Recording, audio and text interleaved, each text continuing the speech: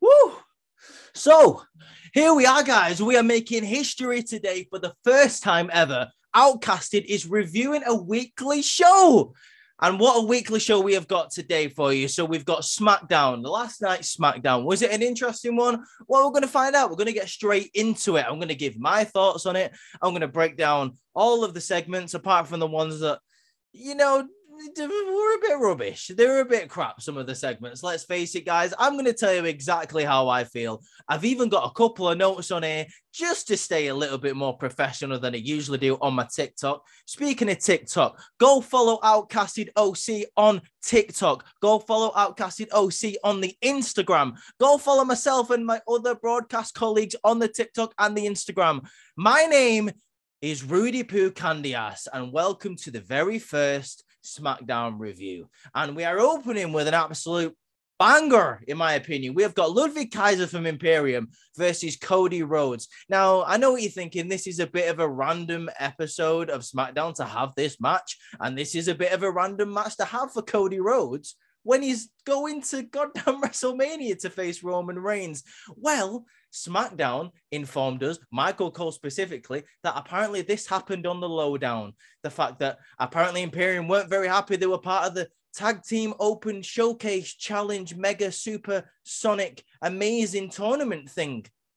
Why would you be annoyed about that? I'd be quite happy I wasn't part of that absolute shambles, but we'll get into more of that a little bit later. This wasn't anything to really write home about, to be honest with you. Ludwig Kaiser is very good in the ring. He always has been. We all know Cody Rhodes can get it done in the ring as well. But as for progressing Cody Rhodes' storyline, that doesn't really get into anything until about halfway through the match when we see Paul Heyman appear on the stage. Now, he gets a big reaction from the audience. The audience are like, oh my God, what the hell's Paul Heyman doing out here? And I'm like, he's obviously going to interrupt Cody, right? And the answer is no, he doesn't, because then Solo Sikoa all of a sudden decides to stick his nose where it doesn't belong. Solo Sikoa comes out, decides to stand menacingly outside of the ring while Cody Rhodes and Ludwig Kaiser are having an amazing match. So, like I said, solid match, solid TV match. You're not going to get much more from me about this match, to be honest with you. It was great. There was a really cool segment where Cody was going for the Cody cutter. Look at the guy that kind of cuts him off and goes for a side Russian leg sweep, but on the ropes. Very, very good move. Smooth match. Now, let's get to the interesting bit. After the match, Solo Sikoa gets on the apron. Paul Heyman gets on the apron. Paul Heyman says to Cody Rhodes, he has an apology on behalf of the Bloodline. Everyone thinks he's obviously going to say sorry for, what Solo Sikoa did last week on Monday Night Raw. Or should I say this week on Monday Night Raw, because it was on Monday. Anyway, he says he has to make an apology on behalf of the Bloodline. He says, no, it wasn't that. It was the announcement that Cody Rhodes got at the start of SmackDown just wasn't adequate. It just wasn't up to the standards of Paul Heyman, so he'll do it again for him. He then goes on to say, the winner of the 2023 Royal Rumble, the challenger for the undisputed WWE Heavyweight Championship of the world, the universe, the galaxy, the Milky Way, Roman Reigns, the American Nightmare, Cody Rhodes. And then he goes on to make something very interesting for Monday Night Raw. And I was saying this a couple of days ago. I'm surprised this didn't actually happen on this week's episode of SmackDown. We're getting Cody Rhodes versus Solo Sikoa Monday Night Raw. Now, Cody Rhodes then gets on the microphone, basically says what he said on Monday Night Raw. Solo Sikoa is not ready for the big spotlight. Obviously, Solo Sikoa isn't very happy about this. The crowd are loving it, chanting, you're not ready, right at Solo Sikoa. You got to love the energy. This crowd this week was absolutely phenomenal. I really enjoyed what they brought to the table. It really added to the show.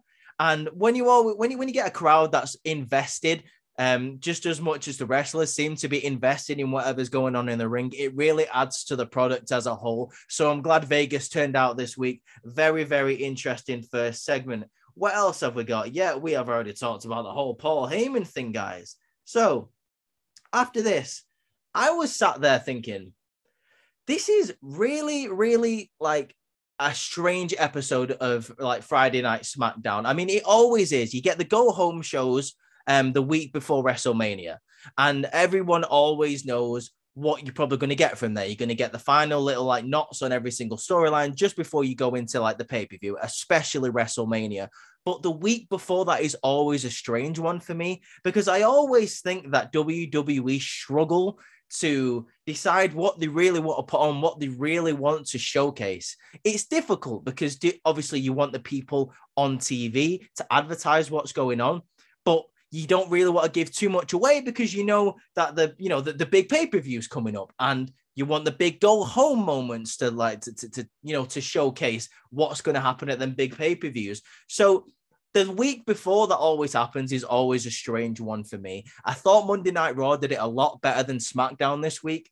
That's not to say SmackDown was a bad show. I just always seem to forget that we do always get this little moment.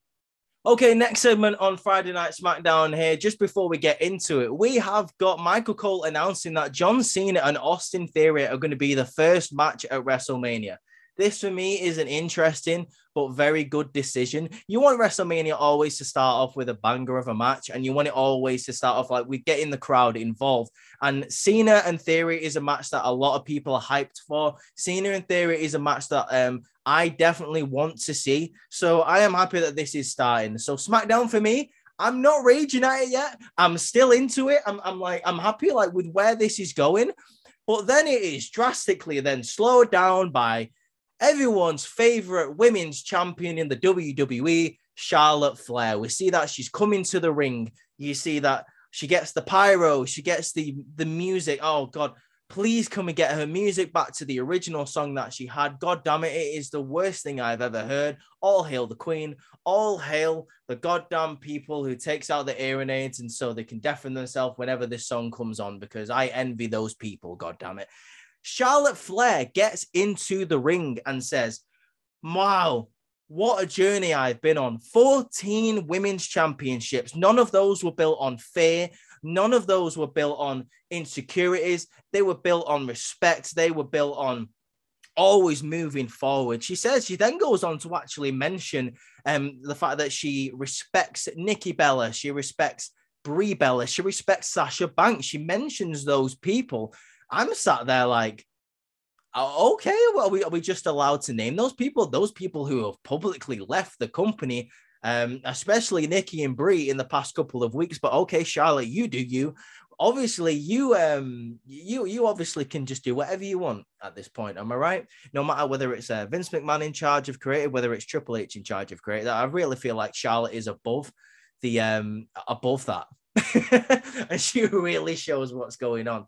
I do want to say it's very funny the kind of reactions that the crowd were giving Charlotte in this segment. Now, for me, when she was coming out, I personally thought the cheers were piped in.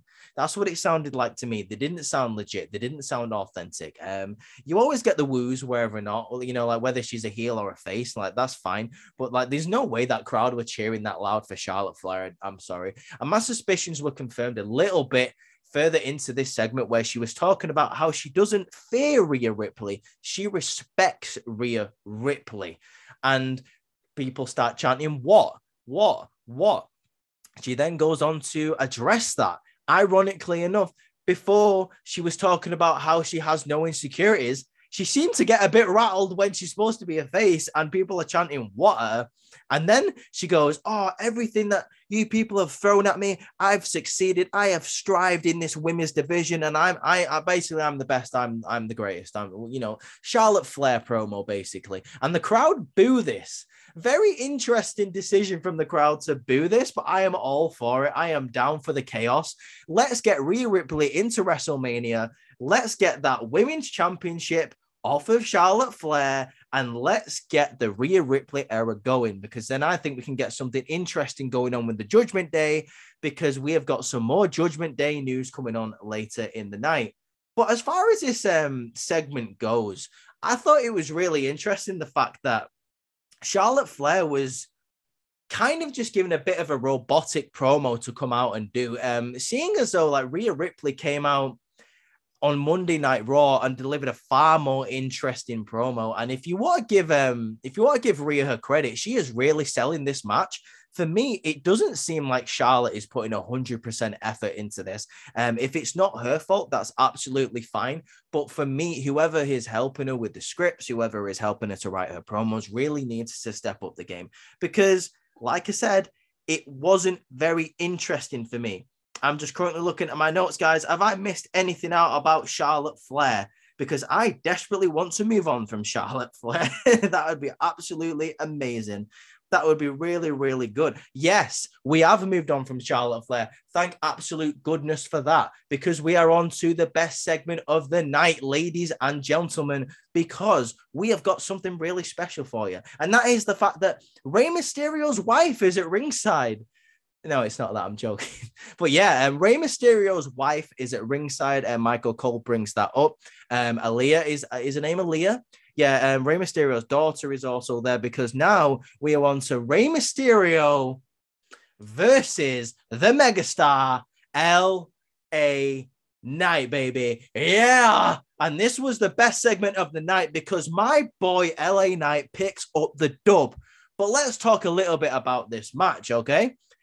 Is LA Knight now going to get a WrestleMania moment? Because we've been talking about having an LA Mania without LA Knight. You can't have an LA Mania without LA Knight. That's what he's been saying. That's what I've been saying on TikTok this whole time.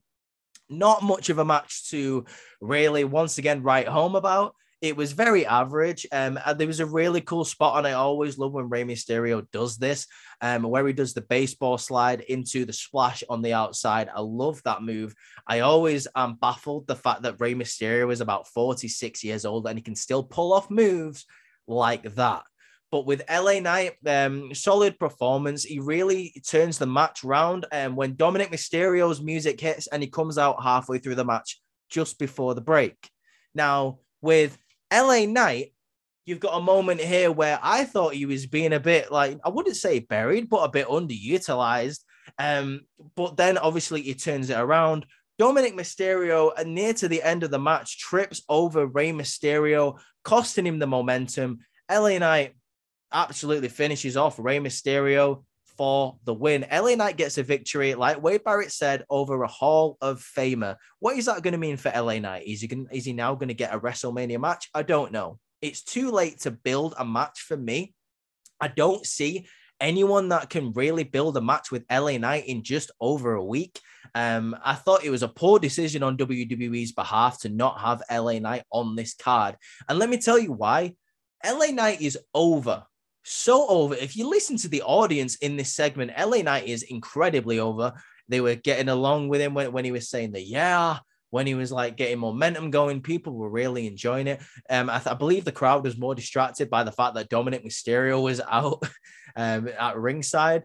But anyway, let's get into the interesting part. I don't know if LA Knight's going to have a match at WrestleMania or just a big segment. Who knows? I would love to see it. But the more interesting moment of this episode of Smackdown, and this is the best moment, we finally get Dominic Mysterio coming on the microphone and saying, Hefe, Ray, Dad, you're a deadbeat dad. I'm going to run you over with my BMW. No, he didn't really say that, but that would be dope. He turns around and says, are you going to finally give me what I want? Are you finally going to give me a match at WrestleMania, you deadbeat? You SOB, baby. Rey Mysterio once again begins to walk away, starts to walk up the ramp, starts to walk up to the stage, which is when Dominic Mysterio then goes to confront his mother.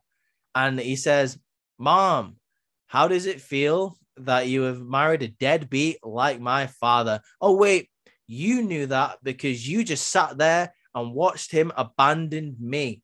So that also makes you a deadbeat mother. Crowd don't like this. The crowd are really hating on Dominic Mysterio. To be fair, say whatever you want about Dominic Mysterio. His delivery of promos and his ability to actually garner genuine heat from the crowd is very, very good. I love this about Dominic. He then turns around when his mother tries to grab the microphone and say something to him and tells her to shut up, basically. Starts absolutely disrespecting his mother even more. Rey Mysterio then proceeds to walk back down the ramp, confront Dominic Mysterio. Dominic Mysterio is like, what are you going to do, Dad? And then Rey finally hits Dominic Mysterio. And then he grabs the microphone and says, you don't disrespect your mother. we're getting a match at WrestleMania, baby. It is finally on. Father versus son, Dominic versus Rey Mysterio. I cannot wait for this match. I made a TikTok about it earlier before, and I said, this has now become the match that I want to see the most at WrestleMania. I can't call it for the life of me, honestly. I am tempted to say that WWE will probably give Rey Mysterio the victory, but I think the right decision would be to give Dom the victory, not just for Dominic, but for the Judgment Day, which is what I was alluding to before. I really feel like this is the year for the Judgment Day to really break out. You've got Rhea Ripley probably coming out of WrestleMania with the Women's Championship. You've got Finn Balor versus Edge at Hell in a Cell, which I think Finn Balor should probably win that match, seeing as though Edge is all about getting people over. Let's get Finn over finally in a main event match at WrestleMania at Hell in a Cell. So with Dominic Mysterio now finally having a major marquee match at WrestleMania versus his father, I don't think this is going to be a retirement match. I don't think it should be a retirement match, but I do think Dominic should get the dub over Rey. Like I said, it should be really focused on the Judgment Day really getting over this year, maybe give him a couple of championships, mainly because I feel like some of them have been incredibly underutilized, like Damian Priest. And I think this would just help the faction as a whole. So we're finally getting it. I don't know where it's going. We are finally getting Rey Mysterio versus Dominic Mysterio at WrestleMania. Let me know what you guys think of that in the comments. I'm really, really excited for it. So is this your match that you want to see the most on the card? It is for me, certainly. There are a couple of other matches that I definitely want to see, but this is the one that really garnered my attention. I really want to see Dominic have a really good 2023, and this would be a really, really good start for him. Now, let's get on to something that was absolutely crap, okay? I don't know how else to say it. I don't understand what's going on with this whole tag team showcase, like BS. But I'm sorry, the women's one is a load of crap. I mean, at least with the men's one, you've got some decent tag teams in there. But with the women's one, it's almost like, and this is like a problem with WWE, it's almost like WWE have turned around and realized, oh, wait a minute, we haven't got enough women on the WrestleMania card, so let's just throw some people together in a tag team and get them in a showcase. Let me explain exactly what I'm talking about here. This is a tag team match between Lacey Evans and Xia Li, two people who I don't know what connection they have. They have never been in a tag team to my knowledge, so I don't understand where they're getting teamed up now, versus Shotzi and Natalya. Two people, once again, I don't understand why they are in a tag team. WWE do not care about the women's tag team division. They don't care about the women's tag team championships, that's for sure. And they don't care about this fatal four-way women's tag team match because, number one, this match was boring. Number two, I did not care who was coming in this match. And number three, all of a sudden, these two teams, obviously last week you had Liv and Raquel qualify. This week you had, spoiler, Shotzi and Natalya qualify. And then all of a sudden after this match, you get Shayna Baszler coming out with Ronda Rousey saying, oh, look at all the history we have in this ring. And then they start pointing out all the injuries that they've given everyone in that ring, like a broken shoulder, broken hand, broken spirit by this point. This is me watching SmackDown. That's what's broken for me. To be fair, this was probably the highlight of this segment. Like, Shayna Baszler really needs to get more of a push. She is very good on the microphone, and I'm glad she's carrying Ronda on the microphone because Ronda cannot do a promo to save her life. She is Rowdy Ronda Drowsy. Shout out my man Jody for coining that phrase. I was getting drowsy. No one needs a NyQuil when Ronda Rousey comes out because you get put to sleep. Anyone thinking let's change the channel whenever I see Ronda Rousey's theme song hit?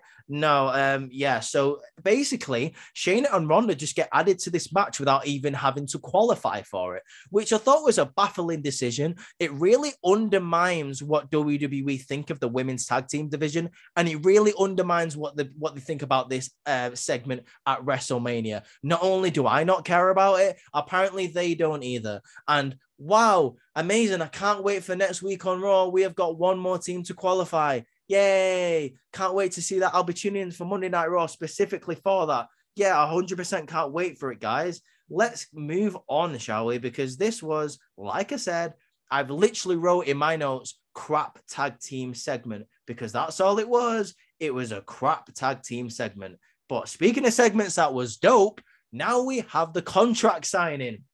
We come back from break. The table's already there. Adam Pearce is already there in the ring with Drew McIntyre. He is about to introduce Drew McIntyre when all of a sudden Sheamus's music hits. He comes out with the rest of the Brawling Brutes. It's fight night, baby, because Ridge is here. You know, Butch is here. Oh, can we please stop calling him Butch at this point? Because he's dressed like Pete Dunne. Pete Dunne's here. I'm going to be referring him to Pete as Pete Dunne through the rest of this video. Pete Dunne comes out. Sheamus is there. Sheamus is on the microphone. He says to Drew, "You're a backstabbing friend. You knew my dream was to capture the Intercontinental Championship. You've done this after I let you sleep on my couch, after I drove you to your first wrestling training, after blah, blah, blah, blah, blah. I shared a Snickers with you for WrestleMania last year because they were sponsoring it. I scrubbed your back when we were sharing hotel rooms. Which ones do you think are real? I've come up with a couple, and Sheamus actually said some of these, so I'll let you decide." Sheamus gets in the ring and said, "Yeah, like I said, you're a backstabber." Drew's like, "Would be great if you shut up." You know, like literally the thing that every single face says, "It'd be amazing if you shut up, Sheamus." And I'm like, "Oh, Drew, I miss 2020, Drew. Can we get back to that, please? That would be so dope, because I don't know what this version of Drew McIntyre is. I am so over Drew McIntyre. I like for the past couple of months, I feel like ever since Clash at the Castle, his momentum is absolutely, it's just so stagnant. He had that feud with Karrion Kross. He was teaming up with Sheamus for the War Games match. And I don't know what to say about Drew McIntyre. I think I pine for the days where he was facing Bobby Lashley and Randy Orton and Brock Lesnar in 2020. That was peak Drew McIntyre, and we need to get him back. Anyway, Drew McIntyre says, "Sheamus, you need to stop taking things so personally. This is business. I know I can beat Gunther, but as history shows, you can't beat Gunther." Oh, they're about to fight. And Adam Pearce says, "Listen, just sign the contract because we ain't doing none of that BS today. Okay, we got to wrap up the show." Gunther comes out, confronts Adam Pearce and says, "Justify to me why I have to defend my Intercontinental Championship against these two people." He starts going, justified. Where are the drugs?" Anyway, Adam Pearce cowers. And then Gunther just signs the contract and goes, "Are you happy?" And I'm like, "No, I'm not happy. What was that? You've just come out complaining and then you sign the contract anyway." I was like, what am I watching here, dude? I don't understand what I've just seen. I feel like I was just in a fever dream where Gunther was angry and then he mellow yellowed out and signed the contract anyway. He starts going, "Drew, I can beat you. Sheamus, I can beat you. And if need be, Ridge and Butch, I can beat you too." And, I said Butch. I mean Pete Dunne. Pete Dunne then attacks Gunther. And then Gunther's like, "Make the match, Adam Pearce," even though it was announced before Smackdown that this match was going to happen anyway. But make the match, Adam Pearce. So then we get into a really cool match between Pete Dunne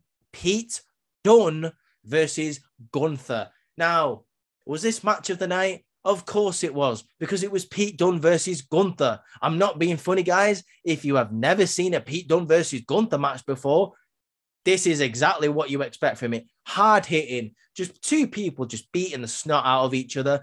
The one thing that I will say about this, and Wade Barrett pretty much summed it up very well on commentary as well. The history between those people needs to be repeated. I can't believe it's been 4 years since Gunther beat Pete Dunne for the NXT UK Championship. That's insane to me. And I think a feud on the main roster is just sat there waiting for him once they get him out of this stupid Butch gimmick. What I will say about this match as well, not only was it really hard hitting, Pete Dunne got a lot of his stuff in, which I was very surprised about. I didn't think that he was going to get so much of his stuff in. It was very impressive. It always is impressive as well to me, the fact that how quickly Gunther can move, considering his size. I mean, he was even like that when he was a lot bigger than he is now. So that was absolutely amazing match. Of course, it breaks down near the end. Obviously, Drew McIntyre gets a Mr. Pete Dunne thrown into him. So that was funny. So then the Brawling Brutes start like fighting with Drew McIntyre outside. Drew McIntyre dispatches the Brawling Brutes, specifically Ridge the Fridge. Sheamus then absolutely takes out Drew McIntyre. From all the distractions from outside of the ring, Gunther is able to capitalize on that and beat Pete Dunne. I would like to say as well, I like that Pete Dunne was given the final symphony, I believe it's called, because that's Gunther's most strongest finisher. I like the fact that he was able to take that because it really shows how much of a threat Pete Dunne is. I'm glad it wasn't just a clothesline or the powerbomb that finished him off. I think it's really cool, the fact that Gunther thought he had to, bring out his best arsenal to defeat Pete Dunne. And then it all breaks down again. Drew McIntyre gets in the ring, claymores Gunther. It looks like he was aiming for Sheamus, but he hit Gunther. I cannot wait for this match at WrestleMania, guys. That might be the show stealer for me. The triple threat match is going to be absolutely amazing. If you ever seen Gunther versus Sheamus last year, fantastic. If you ever seen a Sheamus versus Drew match last year, absolutely fantastic, or any year, to be honest. So all three of these guys in the ring fighting for the IC title not only elevates the IC title, it also elevates the fact that these three people want this championship, and the fact that they're going to beat the snot out of each other for it really just says how much WWE value the IC title lately. And now, this is a random segment before we get to the main event, of course. The Street Profits are backstage going, oh, I can't wait for that match. Yeah, neither can anyone else, Street Profits. Why are you here, by the way, on Smackdown? That was never explained. Then we get Braun Strowman and Ricochet coming over, confronting him. And then Angelo Dawkins says, you guys aren't even a real tag team. And I agree with Angelo Dawkins. Why are these guys tag teaming together? Why are they in the tag team showcase? At least we've got the Street Profits and the Viking Raiders in that match, guys. For me personally, I think the Viking Raiders should win that match. I really think that they need the win more than any other team in that match. So I would really like to see him win that. But this was just a weird, daft little segment. Let's move on from it very quickly to the main event, which is the KO show. So, special guest on the KO show, Sami Zayn. They were talking about, there was a little segment, I missed it out purposefully so I could speak about it now. There was a segment earlier on in the show where they were talking, we couldn't hear what they were saying, but they were planning something out. They were both wearing black hoodies.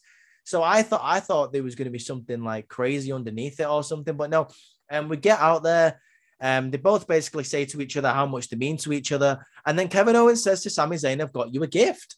Ever since in November, when you got that honorary use t-shirt, I was saying to you constantly that you need a new t-shirt. So Owens pulls out this t-shirt and it says KO Mania, just like every other year. Sami Zayn's like, wow, you got me this? That's dope. Thank you. Kevin Owens is like, no, it's more what's on the front that matters. Here's the t-shirt. Throws it kind of like how Roman Reigns threw him the honorary Oos t-shirt back in November. He turns it around to reveal WrestleZania, baby. We are getting WrestleZania this year. I love it. Sami Zayn goes for a hug. Kevin Owens like, nah, you only get one a year. Crowd are loving this, by the way. One of the biggest pops of the night, I would say. It's either this or the Dominic and Ray segment. Both got pops of the night. But I'm going to give it to Dom and Ray. But yeah, they hug it out. The Usos come out of nowhere and just start beating them down. And that's how we finish SmackDown, to be honest, guys. What did you guys think of it? Like, I thought it was a bit of an up and down show, to be honest with you. There were some segments that I thought were quality, like the Dominic and Ray segment. I thought that was very, very well done. I'm glad that LA Knight got the win coming from a non-biased perspective. Of course it's biased. I love LA Knight. I love this segment with KO and Sami Zayn and the Usos. That is going to be a banger of a match. I think we all know how it's going to end like. But, you know, the Cody segment at the start was pretty good. I'm excited to see Cody versus Solo Sikoa. I don't really know how that's going to go down on Raw, to be honest with you, but hopefully we can get a review of it as soon as possible. But just to remind you guys, Solo Sikoa is undefeated going into this match. So are they gonna give the L to Solo Sikoa, or do you think it's going to be a screwy finish? I'm leaning more towards the latter. because I can't see Solo Sikoa taking an L, not for really any reason, unless you want to make Cody Rhodes look really strong heading into WrestleMania, which for me, he doesn't really need, because he's already got that. Sort of like view of, I'm the strongest opponent, competitor to face Roman Reigns. I don't think he needs that win over Solo Sikoa. Was he anything else good in this? Oh, yeah, the contract signing I thought was very good. And then the following match between Pete Dunne and Gunther was also nice to watch as well. The things that I didn't care about, the Street Profits segment, I thought that was unnecessary. I'm just gonna say the Ludwig Kaiser versus Cody match. I didn't think that really needed to happen. It was more interesting than what happened after that match. Like I said, the worst thing that happened on this show was the women's tag team showcase match and whatever preceded after that. It was just awful. It was totally unnecessary, kind of like the actual match in itself. But I'm through dogging on the women's division. Speaking of the women's division, that was also awful. The whole Charlotte segment, I thought that was terrible as well. But that's it, guys. Basically, that was my review of Friday Night SmackDown. What did you think of it? Let me know in the comments. Like I said, guys, follow the channel, subscribe to the channels, subscribe on YouTube, follow on TikTok, follow on Instagram at OutcastedOC, baby. If you want to follow my personal account, go to Rudy Poo Candy Ass on TikTok, and you can follow me on there. On Instagram, you can follow me as Hype Reist. It's kind of like Beast, but with Reist, RHYST. Isn't that very clever? Yes, it is. Anyway, guys, that is going to be your SmackDown review. I hope you enjoyed it. I hope you actually enjoyed SmackDown if you got the chance to watch it. Check it out if you haven't. I recommend it. If I was to give it a rating, it would probably be about a 6 out of 10, a 6 or a 7 out of 10, if I'm being nice.